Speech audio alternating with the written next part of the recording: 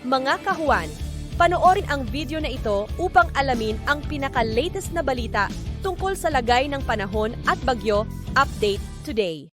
Sa kasalukuyan po ay patuloy pa rin ang pag-iral ng easterlies. Ito po yung mainit at maalinsahang hangin na nanggagaling sa karagatang Pasipiko at nakaka-apekto po siya sa buong bansa. Although kung makikita po natin dito sa ating latest na satellite animation, ay mamamataan pa rin po natin itong mga kumpul na kaulapan more on dito po sa may southern portion ng Mindanao. So dahil po sa epekto ng easterlies, maaring maranasan pa rin yung mga pag-ulan sa katimugang bahagi ng Mindanao area.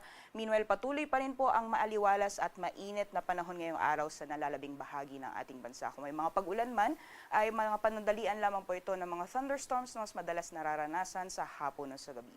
Wala din po tayong binabantayan na low pressure area o bagyo sa loob at labas ng ating Philippine Air Responsibility at sa mga susunod na araw ay inaasahan po natin na unti-unti po ulit magpaparamdam itong northeast monsoon o hanging amihan, ngunit inaasahan po natin na makaka-apekto lamang po siya dito sa may bahagi ng northern Luzon. So magpapatuloy pa rin yung mainit na panahon sa nalalabing bahagi ng ating bansa na may mga posibilidad ng mga isolated thunderstorms pagdating sa hapon o sa gabi.